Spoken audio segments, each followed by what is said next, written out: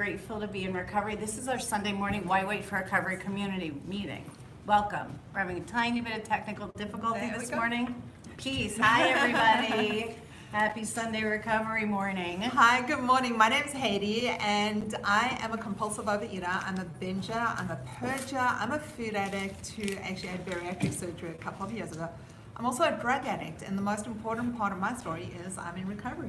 Yeah, and I'm a drug addict, alcoholic, anorexic in recovery. Welcome, everybody, this morning. Welcome. And we get together a few times a week, and today's our Sunday morning meeting. It starts at 9:30 till 10:30. If you want to hop into the conversation, you can join us online from anywhere.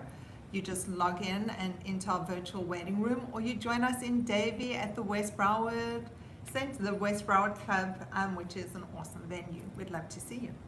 Okay, so I have no idea what we're talking about. So what are we talking about today? Let's talk about the big topic, which is hurricanes. Okay. You know, chaos happens, things happen in nature, things that we can't control, but they become fabulous excuses to use when we're in that state of mind. Yeah, and you know, we talk about all the time, you know, you guys know that I love quotes, and so one of the quotes that I really love is, you know, the best thing that you could do when it's raining is to let it rain. And so when we talk about letting it rain or letting there be a hurricane, we're talking about acceptance, because there ain't nothing I can do about it, right?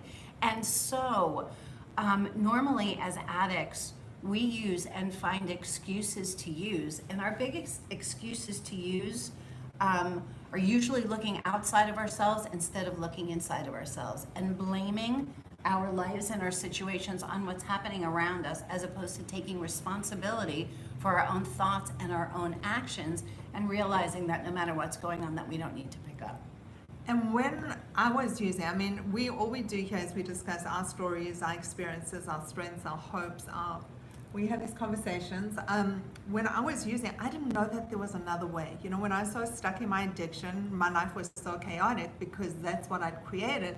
Because then, do you know what? I could binge at 5 because I never ate the whole day, and even though I had, and I could lie to people about how much I'd done, and the same with the drugs. You know, I'm so stressed and so exhausted, I have to use to calm down.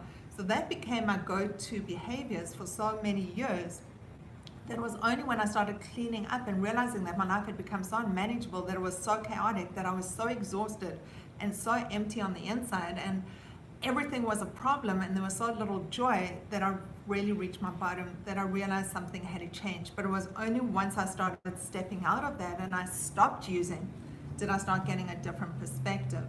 But I'm so happy that you brought up acceptance, because I was in New York for a couple of days with my family, and talk about acceptance, because this is a lifelong press your buttons kind of thing. I have these standard canned responses that I have with them that I've had since I was a little kid. And when I'm around them, I start feeling as though I'm going back into those same places and the same reactions. And it really was an interesting journey this time, because I never, as much as I was tempted to step into that space, I started doing your sayings. You know, do you want to be happy or do you want to be right? Forgive them for they don't know what they do. They know not what they do, right? So I had all these things, and I'm like that, I'm that nosy person that needs to know everything and get involved in everything, and I decided this time it doesn't serve me. So I think also when you're in a confined space with people, hurricanes, family meetings, all those kind of things, there are a lot of triggers. You know, there's a lot of things that if we step into that space can really justify why it's okay for us to pick up. Yeah, and so again, so we're talking about acceptance. You know, they did that takeoff on the serenity prayer that said, accept the people I can't change, the courage to change the one that I can, and the wisdom to know that that one is me. I can change me. I can't change you. I can't change the way that you show up today. I can't change what you want. I can't change what you say. I can't change what you think.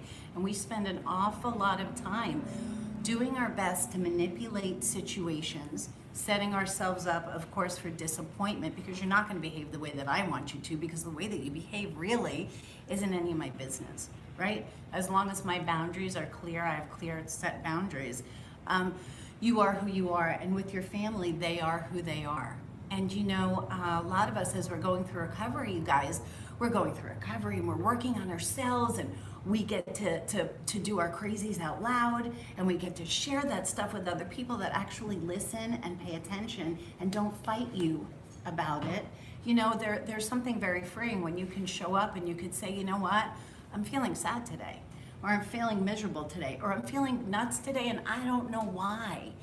Somebody talk me off the ledge if that's where I am, or can I have a conversation with somebody who hears me?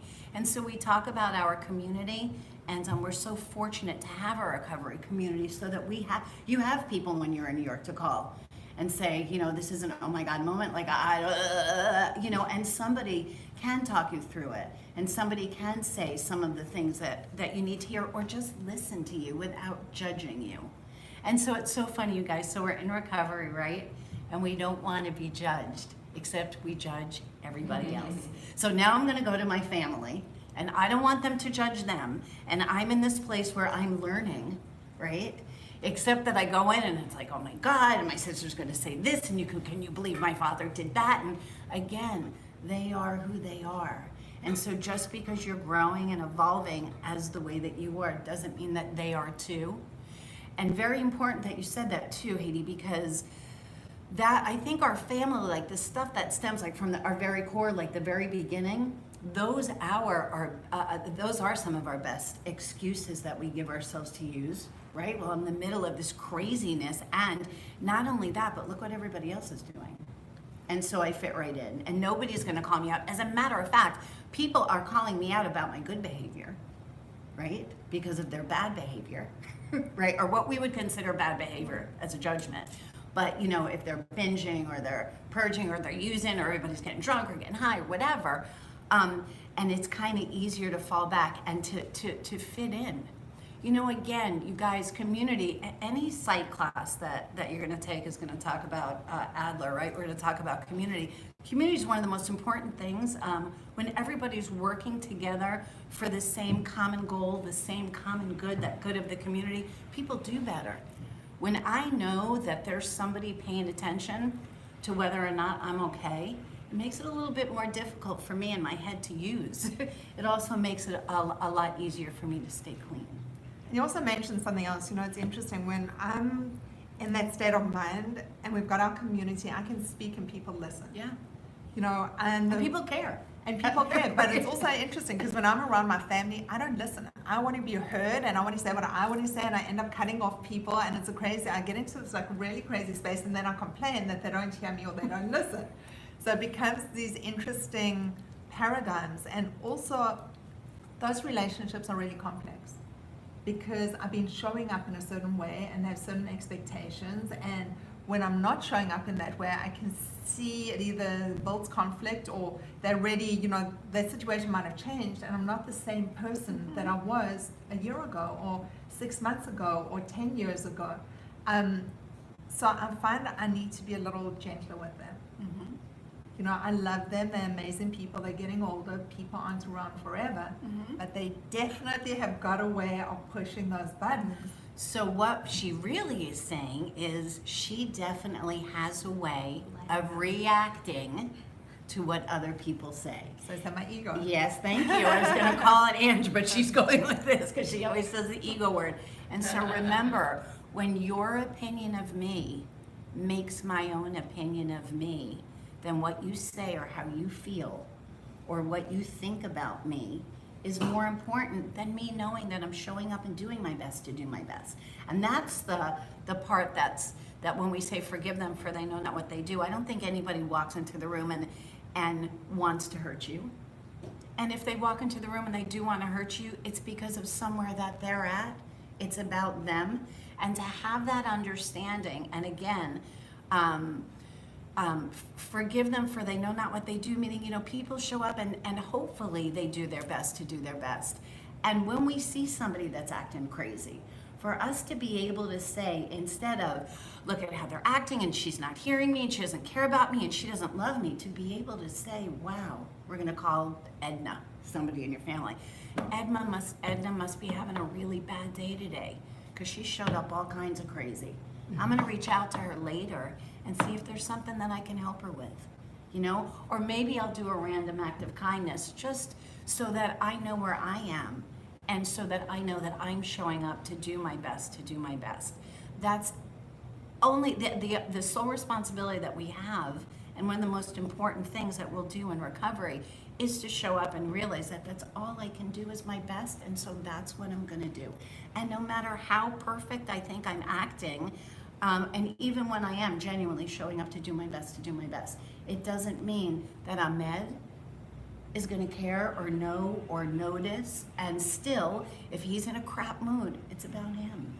So I have to just share like part of the craziness. And the craziness is, so I arrive Wednesday and my family is obsessed with food. So they're discussing what they're having on Friday. We're discussing the next meal. Every time we sit down, it's about the next meal and the next thing they'll be eating and how this is better for you and this diet and this stuff. And my head's bouncing off the walls because I don't hear that on a general basis. You know, I'm not around that space. And it's not something we really discuss in the environment that I'm in. Mm-hmm. So being around that is, I understand so much more about myself. You know, I really do. But it's also, my first instinct is to jump in and start fixing things. Yeah, we're gonna fix them instead of us. Let me fix you, because it's a whole lot easier for me to give my opinion and change your opinion than it is for me to know that's all I need to do is show up and do my best and let it go. Acceptance. Let it go. I'm not that zen now. I'm not that zen, okay? I get pissed off and irritable. I wish I was this like person that is just like, and I can let it go, but it doesn't. It takes a little while for me to sit in it and work through it and marinate and then move on from it. But I am definitely a work in progress, but it's interesting being in recovery and living in a real world. Mm-hmm. Because these places that we meet up are very safe. Mm-hmm. Yeah, it's very a bubble. much, and I haven't known everyone that long. You know, our relationships are relatively short. I don't have a 53-year-old history with many people in the rooms, you know. And so it doesn't bring you back to how you felt when you were 4. Right. Or how you felt when you were 12, right? Right. Or when you were 22. And so with everybody else, we're starting fresh on the same page, pretty much so, right? And we're all starting in a place where we're saying, okay, we're gonna work together and move forward and become the best that we can be, as opposed to just falling back into those regular habits that I call my Google, right? My default behavior, because it's what I've been used to for 53 years. Right, so I just wanted to say something. I really missed everyone on Thursday. I missed our meeting and I missed you guys. And I think maybe do you want to check in with everyone? Yeah, I was really grateful that I have Thursday off. No, I was, you guys. I mean, I take care of people all week long. The last month, I've worked 5 days a week, so I see patients 5 days a week. And for me to have Thursday off, I was like, and we're going to remember that too, you guys, as we're going through our recovery. We will also, part of our doing our best to do our best is also making sure that we're getting filled up. And not, you know, we step into recovery and then we do that thing where like, okay, now I'm going to take care of everybody else, right? Which is almost falling back into our old behavior, but in a different light. So make sure that everybody takes a breath and takes some, you know, me time also, and take some time to meditate or pray or whatever it is that you do, listen to music, something where you're in your own headspace and you're doing something for you and for your own recovery. So thanks for saying that. Yeah, I really wanted to say I didn't miss you guys. Like, I love you guys, but I didn't miss anybody on Thursday night. I didn't. So just speaking about that as well, we're having a couple of changes on Thursday nights because it is Panther season here. It's Panther season, you guys. Go Cats. So I will also listen to you guys. We're going to do a couple of lunchtime sessions. The Thursday sessions are changing. We've got a Saturday workshop coming up on the 29th. On the 20th. No, the 29th is a 2-hour workshop that I'm confirming with you. This Okay, I'll be there. Yeah. So what day of the week is the that? 29th is a Saturday. Can't be, that's the 20th. September 29th? September 29th. Oh, okay. We thought you were in. September, no. This Okay. is a 2-hour stop emotional eating as we're discussing it. We're going to do a 2-hour session. Anyone who signed up to our 7-week course gets into all of those workshops. Yeah, they don't need you're to pay there for a for day. free, yeah. You just arrive and show up because we want to start getting you into the zone for when we do the 7 weeks. So we do have a couple of 2 hours coming up. We're also, just talking about community, we've got a brand new forum. So we've taken a forum off Facebook because people were complaining about anonymity, and my suggestion is use a nickname if you don't want people seeing who you really are. You can repost to Facebook. It's that easy as sharing on Facebook. If you really want to share your things, your gratitude, whatever it is, you can still share it in your groups and on your page from our forum. And we'll give you more information towards the end of this, but it is a private members only forum. It is. And so that's awesome. And so thank you guys, because we're going to ask for some help with that as well, right? Have the community participate. So I'm gonna thank you as a preemptive strike. Okay? All right. So let's go up top and say hi to everybody. Miss Laura, I feel like picking on you today. What's up, girlie? Hi. So last night was the first night that I've noticed that I actually, quote, binged, right? I didn't binge, but I noticed that I was eating not because I was hungry. My daughter went to a party last night, picked her up. She was a wreck. Oh. I got She home. was wrecked like she was a high, or she was a wreck like No. she was nuts? I was like crying and Oh. upset and whatever. So I got home, thinking about her. And I went in and I like just grabbed some things and I'm eating them. And as I'm eating them, I'm like, why am I eating this? I'm not even hungry, right? But it's the first time that I've done that, I've done that since I had my surgery. And it was interesting to see myself doing that pattern of something that I'd done in the past. So yeah. So that's the behavior that you're used to. And so real quick, I'm going to talk about post weight loss surgery, you guys. Post surgery, in the beginning, you guys are sick, you have reflux, you're puking, you can't eat because it makes you sick. You can eat, but you feel sick. You feel like caca all the time. This one was thrown up 80 times a day or whatever. And so it makes it kind of more difficult to binge. And then you have, how long ago was your surgery, Laura? In April, so Oh. like 5. Okay, so now you're 5 months, 6 months out, and you realize that you don't need to get sick when you eat, and you can eat a little bit more. And I was reading up, I read a whole bunch of stuff online yesterday, which actually I don't think is true, but about post-surgical patients. And what does happen too, very interestingly, and I'm gonna tell you that Angeli, was it last month, hon? That you said to me, I'm craving, like I never thought that it was gonna happen, and it happened. She's like, I used to listen to other people say, oh, they're craving this, they're craving that, and think like, why? Like, oh, I'm doing so great, she's got 1.5 years clean, I'm doing so great, and I'm doing this, and I'm doing everything right, and da-da-da-da.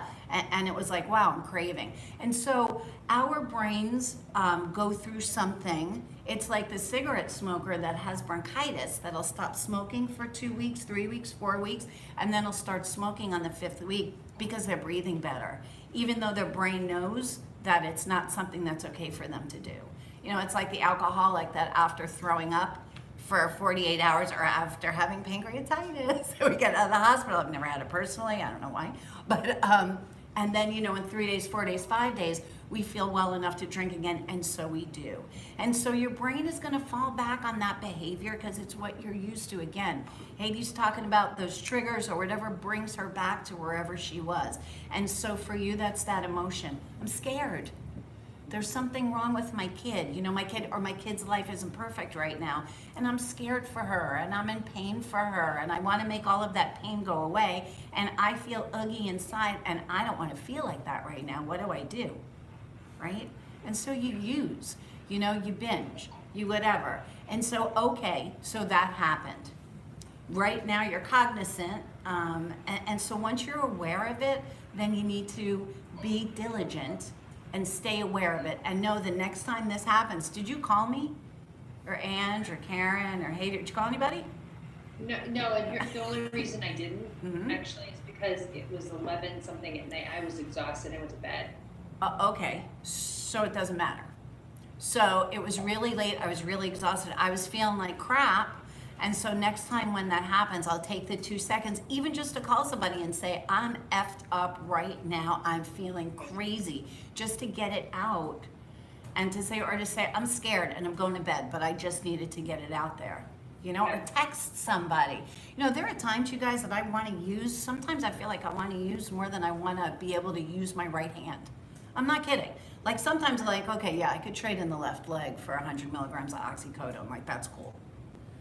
Out of nowhere. Like sometimes I don't even know why I want to use. I just friggin' feel like using. And if it is 3 o'clock in the morning, because I don't sleep that much, I'll text somebody.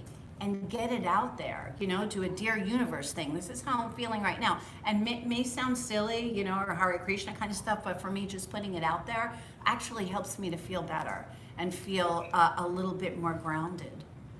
So if you don't feel like calling, and you know that there are a whole bunch of us that you could reach out to that you can call, but if you don't feel like calling, send yourself a text or write something down or do something. Haiti says, like, move a muscle, move a something, whatever you say. Change of thought. Change of thought, yeah. So do that before you pick up so that you don't have to feel badly about it. So I'm so pleased that you brought this up because this is a really hot topic. I'm talking for myself. So I have surgery. I think, yay, I've fixed my problem.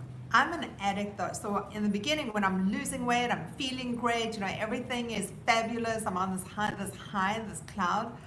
I forget that I'm an addict, and I'm an addict that likes to feel good. That's the basis of my addiction. I will do anything that makes me feel good until it doesn't.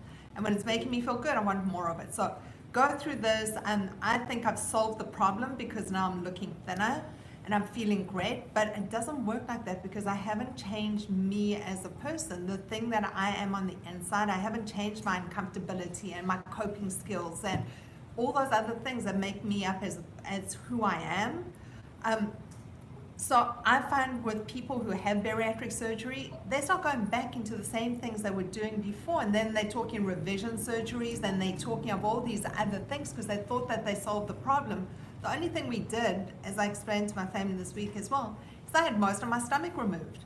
They took out 75% of my stomach, but I'm an addict, so it doesn't matter whether I'm picking up cigarettes, drugs, food, men, I'm gambling, or whatever it is.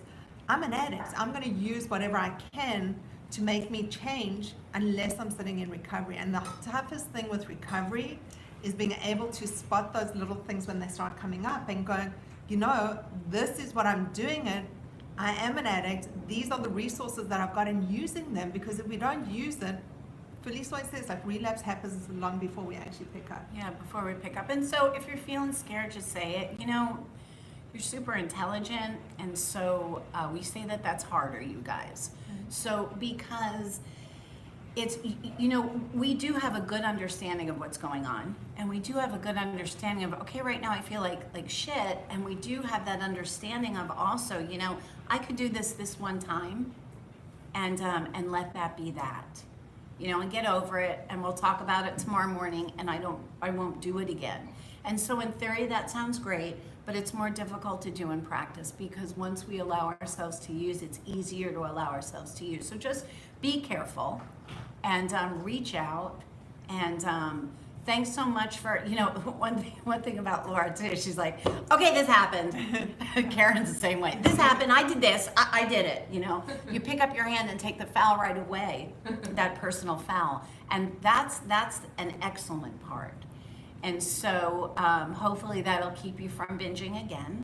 And you'll say, okay, you guys, I always say this, what happened 10 seconds ago, there ain't nothing we could do about. That happened, right? So it's done. And so now you'll do your best to do your best. Thank you, Laura. Does anybody want to share about what Laura's talking about? Karen, you relapse, I relapse, you relapse. Go ahead. I really identify with what you're saying, Laura, because sometimes it feels like, when something's happening externally, which most of things are external to me, I don't have control over them, but I will internalize that and either run around thinking, oh, I've got to fix it, I've got to do this, I've got to do that, or what can I eat? What can I eat? And how much of it can I eat? Even though it might be quote unquote good for me, but I'll overeat on whatever. And so I totally understand what you're saying, and it sucks. Yeah. One thing that's interesting you just said a second ago is that whole thing, I gotta fix it. Yes. That's what I get into. I gotta fix it, I gotta do Yeah, something. it's up to me. It's on me. And as you're saying that, I'm like, yeah, it's like I'm uncomfortable because I've gotta fix this, yeah. Yeah.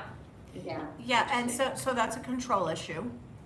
And it's your kid. So of course you want to fix it. Does that make you different than any other parent? No.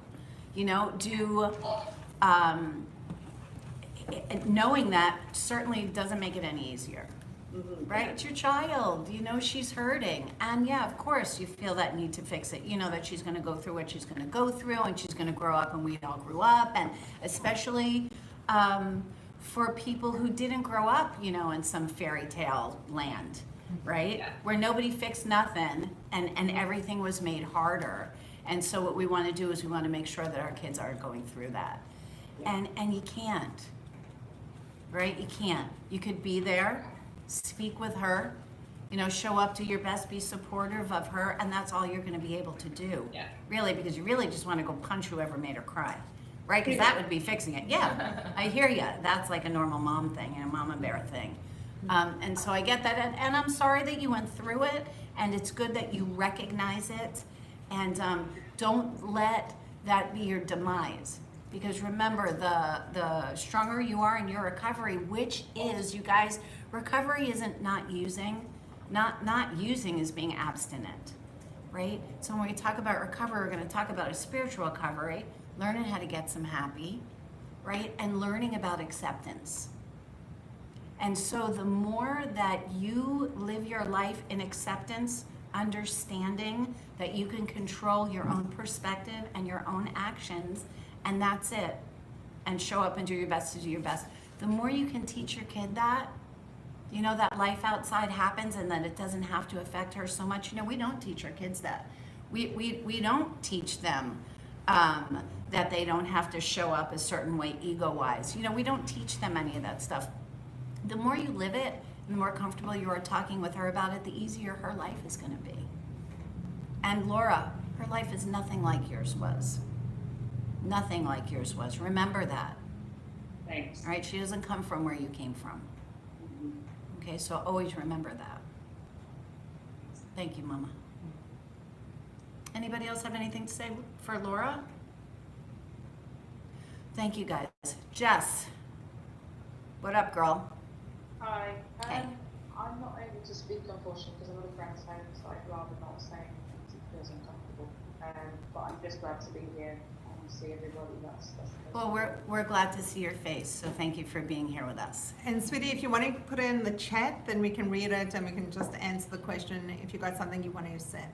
Yeah, if you have any questions, just type it out and then we'll answer it anyway. And you can just shake your head awesome. or go like this. That's great. Thank you. Karen, how are you?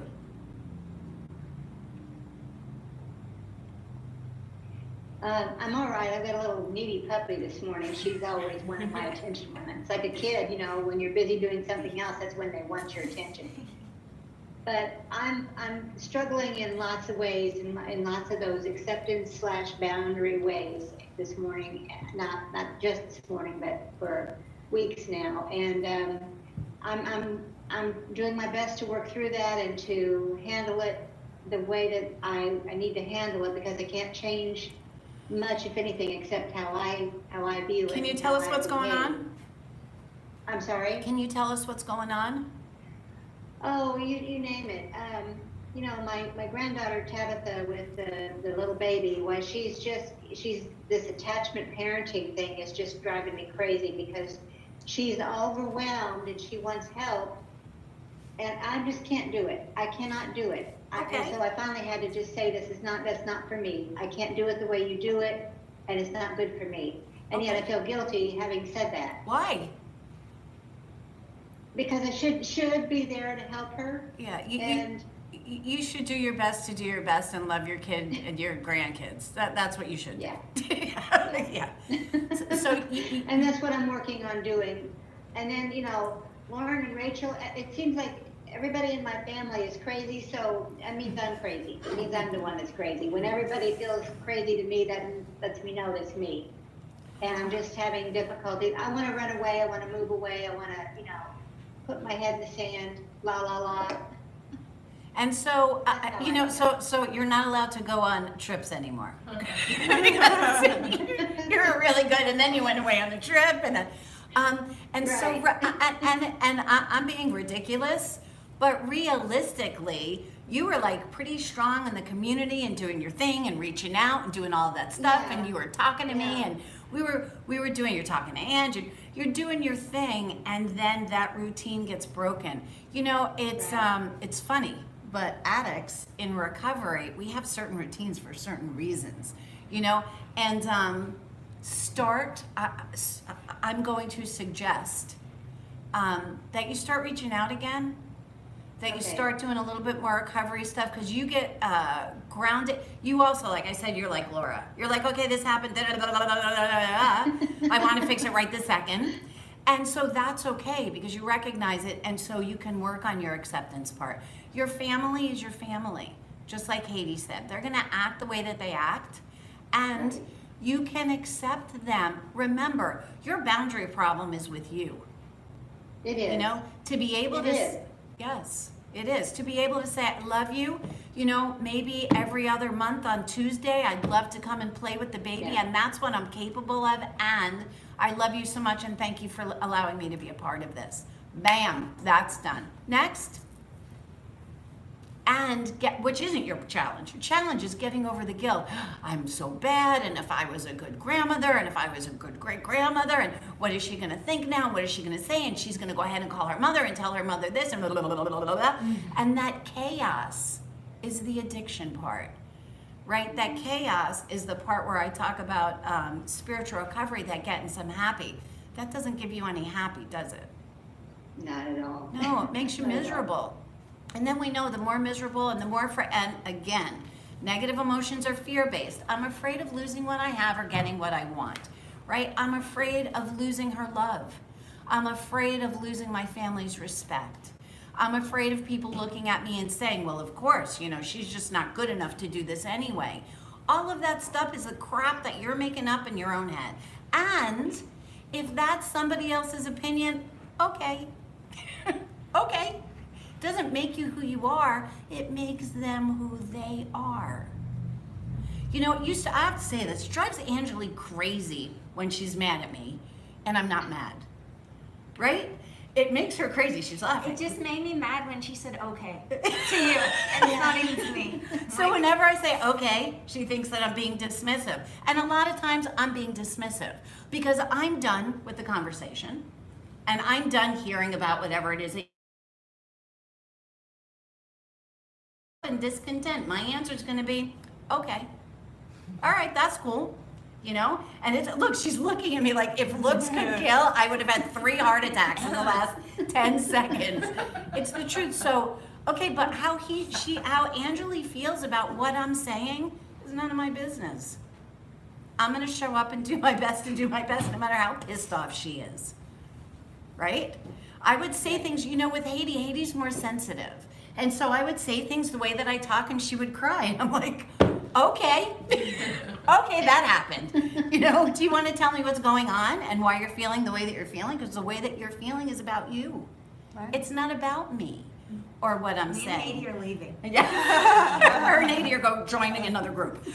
So it's stop laughing. So it's show up, do your best to do your best. Everybody else is crazy. It's none of your business. Right?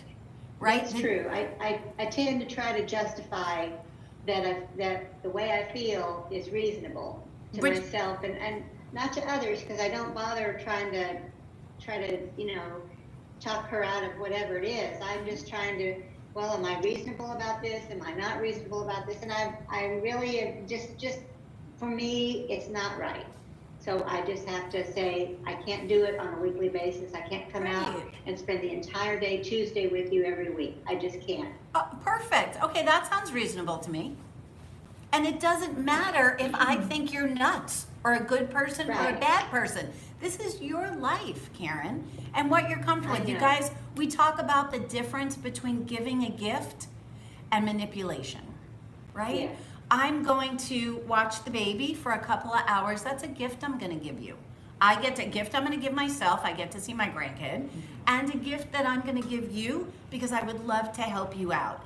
If I'm doing it and I'm pissed off, then I'm doing it to change the way you feel about me. Isn't Karen going to think I'm great because I'm watching her puppy for the whole day, and I can't stand puppies, and the puppy's pooping everywhere, and I hate dogs, and I don't even know why he did this, and I'm calling them. You know, you can't believe it, but you know, she wants me to watch a puppy all day. Blah, blah, blah, blah, blah. Where's the gift in that? There's no gift in that. I'm hurting Right. myself That's correct. right? There's no exchange of good positive energy. I'm just hurting myself and I'm pissed off and discontent, right? Exactly. That's not recovery based. That's not getting some happy spiritually. When I give you what I'm capable of giving you because I want to do something kind or nice, I feel good about it. When I overextend myself, you know how you used to say you had to do this, and I have to be the best mom, I have to be the best real estate agent, I have to be the best, I have the best. Why? First of all, nobody cares. And second of all, that's about your ego. It's not about who you are and what you want to give back to the universe. Right? Give with love and kindness. When I'm not feeling love and kindness, then I'm not gifting. Right? Then I'm hurting myself and I'm hurting others around me. Right? Give from your heart, and that's all you're responsible for, and let the rest go. Doesn't make you a good person or a bad person. Makes you Karen. And that's good enough. Thank Okay? Love you. Thank you. We have Liz, yes? I just wanted to add something as well. You brought up a really interesting concept, and something we don't always talk about very often is a routine. Like as an addict, as an addict in recovery, I've had to establish a routine for myself because I can hit the ground running and step into the crazy, and then my head's all over that place, and I'm a very spiritual being. So I find I've got to start the day off. The minute I wake up, I start off with a meditation, I start off with a prayer. I do that to help center myself for the rest of the day. And part of that is just asking to be able to give up my self-pity and my self-will, and to be able to be honest for the rest of the day and just step out of that headspace so I can deal with everything else. And that works for me. Some people listen to music, whatever it is that works for you to help you refocus or recenter or just get started in the day. It's like carrying one of my bracelets that remind me of something else.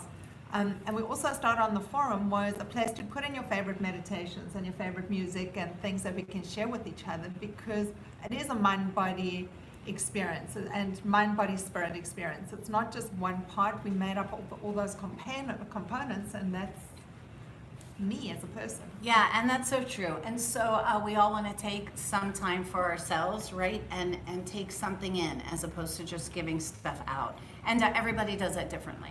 So Right. whatever you find is comfortable for you, find something that's comfortable for you if you can, so you could have some time for you and have some regrouping time in your own head. Liz, Hello. how'd it go at work? Yeah. So it's been kind of rough for me this week. I mean, the new boss, she's fine, you know, it's not bad. But I still feel uncomfortable and I'm anxious. Why? And, Why? I don't know, because I've been trying to, not trying, no, I definitely have not been making up stories in my head. Good. After we talked about it last time, I'm not saying, well, what if this happens or what if that happens? Good. It's just that, you know, things are changing and it's just different, and I'll deal with it, and I am dealing with it. I'm just anxious about it, and it's hard for me to sit still and focus, but I'm Tell doing the me, best that I can with it. Where's the fear? Because there's fear there, right? That's what the anxiety's from, fear. So where's the fear, hon? What are you afraid might happen? I don't know. I haven't pinpointed that. Okay, so so your challenge for this week is in the next couple of days. I want you to go up in the forum or wherever you're going to go up, in the group, whatever you're going to do, and I want you to write 4 things that you think may happen, and that's why you feel anxious. Okay. I want you to write those 4 things. And then guys, I'm gonna ask you, that's gonna be Liz's way. I've decided to run Liz's life right now. And that's gonna be her way of reaching out to the community. And I want people to reach out back and to show some support. And so Liz, very importantly, you said, I don't know. You know, where's the fear? I don't know. What's gonna happen? I don't know. I'm just sitting in fear and anxiety. There's something there. That I don't know is how a lot of people feel. They actually can't pinpoint what they're feeling afraid of. And that's okay too. So I want you to pay some attention to what it is. You know, any good shrink would have you do the same thing. What's scaring you? What's possibly, because you say, well, I'm not living in the what ifs, but you are, or you would be comfortable in the right now. Right? And so what you're going to do is you're going to write those 4, and then I'm going to give you another challenge to learn how to reverse that a little bit. And guys, the stuff that we're doing now is stuff that we learn how to do in workshop. The workshop is super intensive in it, and we work on ourselves and understand why we feel the way that we feel so that we can learn to switch our thinking a little bit so that we can get some happy. And so my hope for you, Liz, is that you're going to get a little bit more happy, which is going to make you feel more content, and you won't have to be anxious. So guys, anxiety is normal. We're human beings.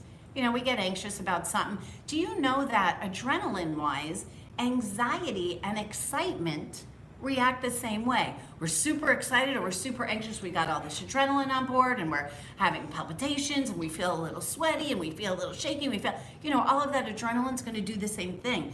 And so to learn to change that apprehension into excitement here is a great thing to learn how to do or to recognize.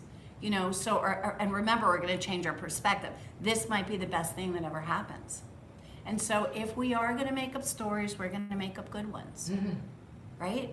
This is going to be awesome. This is going to be a tough learning experience. I'm going to walk through it courageously, and I'm going to get to the other side learning some lesson that I need to learn, whatever that looks like. Because every experience that's presented to us in life allows us a lesson. You going to say something? No, I was just thinking, it's amazing. If we're going to make up stories why is it that we always gravitate to the worst scenarios? I don't know. I don't know, but if we can make up stories that are awesome, it keeps us happier. So there's definitely a payoff in being in fear. I mean, if it's giving you exactly the same reaction and it's the same adrenaline rush, but you can't pick up or you choose not to pick up, then sitting in that fear becomes understandable because then it's constantly keeping ourselves on edge and having that caffeine.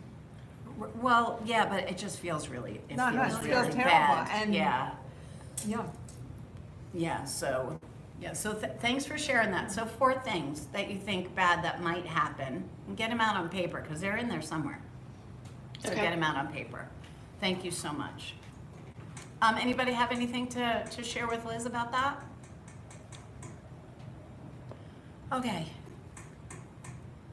All right, cool. Anything online? Let's share a Yeah. comment.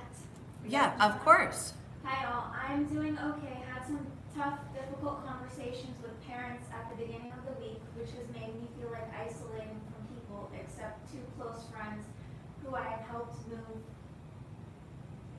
moved home this week. I think that means. Okay. I binged on healthier food on and off over the week when I'm dealing with different emotions or situations. I'm making slow progress with it as trying to eat better over the last few days so I'm not binging. We'll reach out later today with peeps. Thanks for the meeting. Okay, and so again, we're talking about binging on healthy things. But can we put binging and healthy in the same sentence? That's like saying, well, I'm an alcoholic, but I'm only drinking red wine. Because my doctor said that it's really good for my heart. And so I'm only having a glass or a bottle or 6 bottles of red wine. And so that's how it starts, right? I'm gonna have a glass of red wine because my doctor said it was okay for me to have because it's good for me. And then I'm drinking a case, So with the binging stuff, we're not gonna put binging and stuff that's good for me in the same sentence because remember, the binging is the behavior and it's finding out what's behind the behavior. I'm scared, so I'm binging, right? What am I fearful about? I'm binging. Angela used to binge on cabbage, right? You'd eat like 63 things of cabbage a day or whatever. I'm exaggerating, but we talked about that, right? So binging, no matter what I'm binging on, the behavior's not okay, and it's what's driving the behavior. So when we just look at the binging, we're looking at the using. When we want to look at what is going to change so that we could stay in recovery, we're going to look at the feelings that are behind the behavior that's driving our behavior. And so thanks for reaching out. Reach out to the community again later, and let's not put binging and healthy in the same sentence. So Thank you. This goes back to what you were saying earlier about before picking up, reach out. Right. So as we start getting into that headspace, because we know what it looks like, because we've done it so many times before, we've done the research, that as we start feeling ourselves going there, rather just shift that thought, shift that muscle, reach out to someone, do something a little bit different, and move out of the place where we might be able to binge, go for a walk around the garden. And Like did you reach something- out before you used? Because No, I I didn't. I didn't. I was So, 10, no. us relapsers. Yeah, I'm full of information. Exactly. I was brilliant, man. I had 7.5 years clean. I had this thing, you know. And no, I didn't reach out and say, you know what, I'm scared.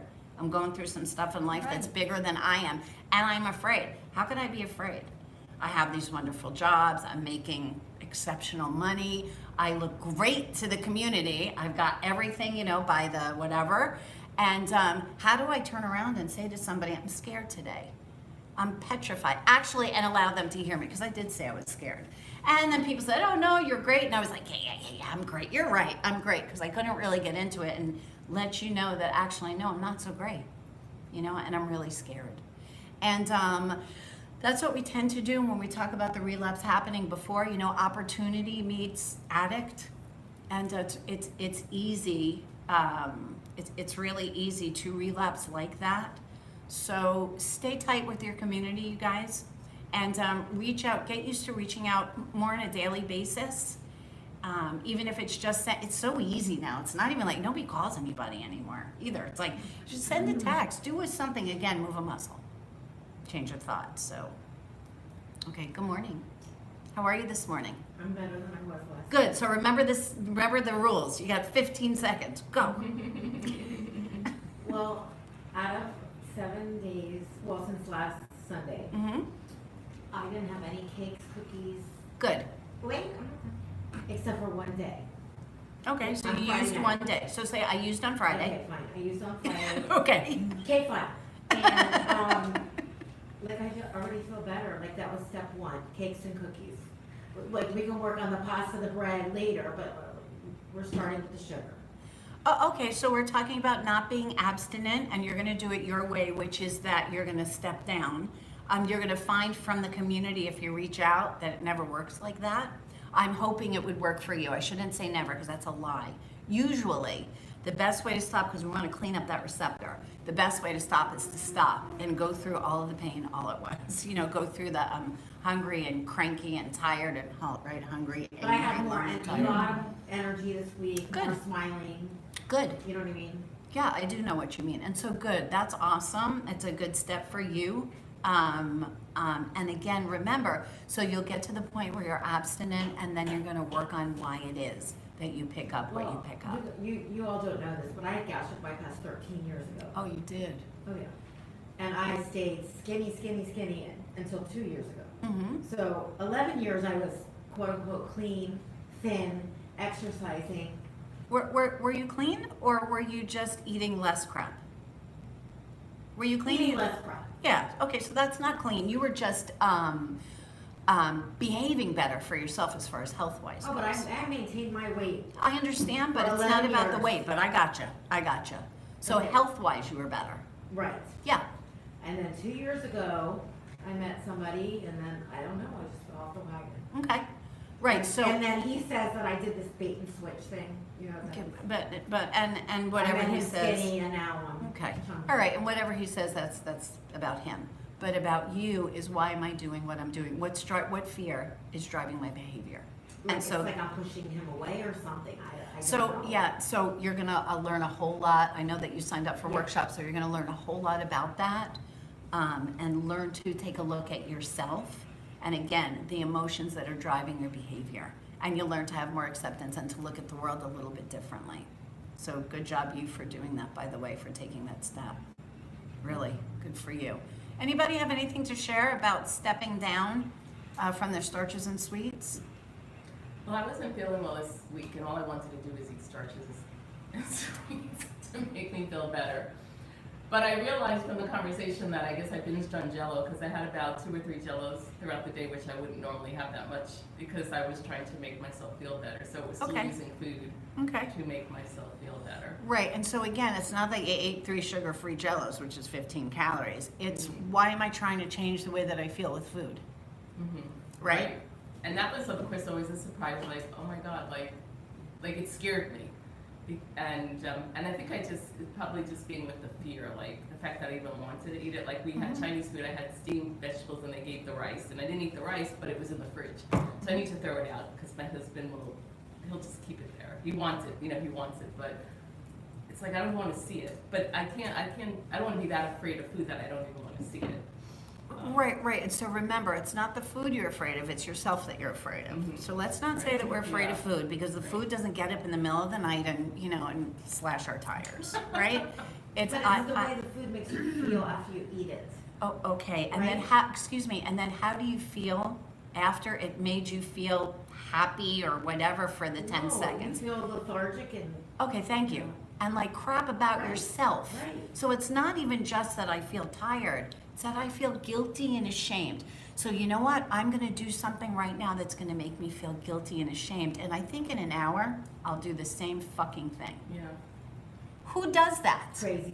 Yeah, addicts do. Yeah. Right, and Just so, repeating that. right, repeating the same thing over and over Right. again, expecting a different Definition, result.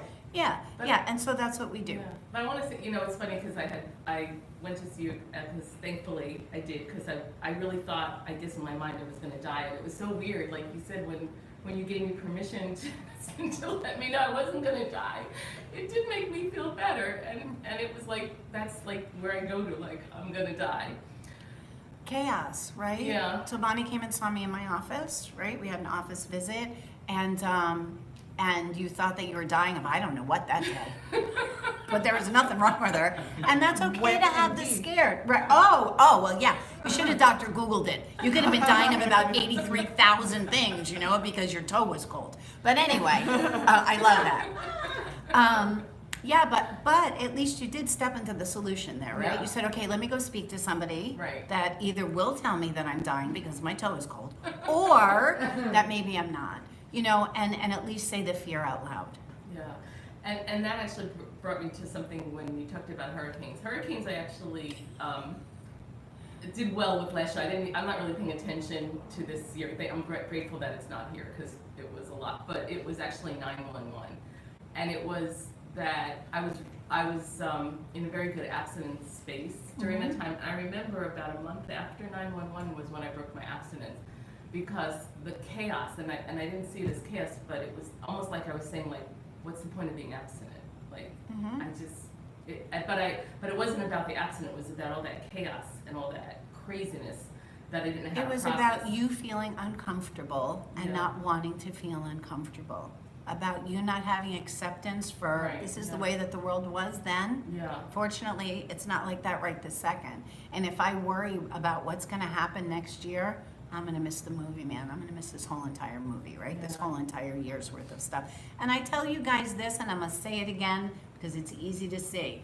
My son Edward died when he was 17 years old. He was 17 years old. He died in an accident. Imagine if the 6 months before he died, that's all he did was worry about where he was going to go to school or if he was going to join the Navy. He would have missed the last 6 months of his life, right? Plan for tomorrow, live in today, because I got this second, but I don't know if I have the next second. So spending time in the future being scared about what's probably never going to happen anyway doesn't serve you. And that's also, we do that when we're feeling a lack of control.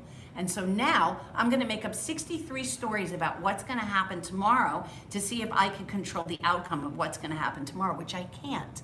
But I can control how I feel about what's going to happen tomorrow, right? I get that, and I think Cognitively. Cognitively. Yes. You understand it. Yes. It's almost, and I was like, just for a moment, I was brought back to the time. It's kind of like almost someone who's going to die. Like, why, if sugar is your thing, why am I not having that? Like, it was almost like the world's going to end anyway. I might as well just enjoy the last moments. Do you enjoy it? Well, You're for that sitting moment, in it's a not- meeting Yeah. on Sunday morning Right. talking about addiction. Yeah. Right. So how much were you enjoying it? No, definitely not. And for that Right. moment, Let's definitely remember not. that part, you guys. Seems like a good idea at the time. And then I'm in a treatment center in Tennessee. Not a good. When I played the tape to the end, It doesn't look so pretty. No, Right. definitely not. So it's interesting when you play Yeah. to the end. Yes. I definitely get it. Yeah. And what's great, and so the good part is, like, I really, so I came to these meetings because I was stressing out over a business plan I was trying to do, and I was eating, and I wasn't going to hand it in, and I was just going to chuck it. And I was like, no, that's not where I want to go. Mm-hmm. So I finished the business plan, I put it in, Mm-hmm. and I got to see, like the shift in my life. And it's not about the plan. It No, really it's isn't. not. But it was that I'm feeling so good because I was feeling like crap with whatever I want to create. Mm-hmm. And now, so I got to see like happy. Like I was gonna post in the group, but I didn't. But I took this picture with the certificate at the end. But it wasn't the certificate. It was that happy. Like there was really happy. It's what it meant to you. Imagine if you could have had the happy going through the whole thing, saying, "Wow, what a learning experience this is becoming." I'm so excited. This is going to teach me. I'm gonna pass this. It's going to be the greatest, or I'm going to fail. And no matter what, there's going to be a lesson in this for me, and perhaps it'll allow me to be of service to the community at the end, because I'll have learned something, and I'm learning something that I can teach to somebody else. So unfortunately, we've only got 3 minutes left, so I just wanted to quickly regroup about a couple of things. We've been discussing emotional eating, and on the 29th of this month, we're actually doing our 2-hour workshop about emotional eating and how to stop it. It's at 9 o'clock. I think it's 9 o'clock on a Saturday morning. I'll double check, but it's in the forum as well, and it's going to be posted on Facebook. So sign up. If you're doing our 7-week course, you're already in. You just need to register. It doesn't cost you anything. Come participate, because it's going to help you go through those 7 weeks with a lot more insights. Also, I just wanted to thank everyone who is of service. Angeli, Ahmed, Thank you, thank you guys. so much. Brian, thank you for the space at West Broward Club. And also, we're getting together again Thursday. There is a Thursday meeting at 7 to 8 p.m. Eastern Standard Time, and anyone who is fasting on Tuesday night for Yom Kippur, I am Jewish, and it's Yom Kippur for Jewish people is all those things that we do, we put into a bag, all that stuff that makes us feel yucky. We start And ourselves. we starve ourselves, and then we're able to Give it up to God. fix it up with God and get Awesome. spiritually balanced again, and say start afresh the next day, which is actually pretty darn cool. It's a clean slate. So anyone who's fasting, I wish you an easy fast. And Chag Sameach. Yeah, and you know what, you guys, if your fast ain't so easy, that's okay too, right? Yep. And whatever it is, it's going to teach you something, right? Life's lessons are life's lessons. So it's so funny that we say have an easy fast. Maybe it should be a really kind of difficult fast so that you remember why we're doing it. Because if it was that easy, it probably wouldn't be the rule, right? Right? There'd probably be a different rule. Right, exactly. I always think about that. I wonder if they say easy on beating yourself up, because That's that's, what better. it is, That's you know? better. Yeah. That's So, better. do you want to say take us out? I'm taking everybody out to breakfast. I'm taking us out. No drinking and no starch. I'm blessed and grateful to be in recovery. My name is Dr. Felice Cellini. This is our Sunday morning Why Wait for Recovery community meeting. Thank you guys for being a part of my recovery. Thank you for helping me stay in recovery. And thank you. My name's Heidi, and I'm so blessed and grateful to be here today. If no one's told you today that they love you, I love you, and see you Thursday. Peace out, you guys. everybody. Recovery's awesome. Peace. Ooh.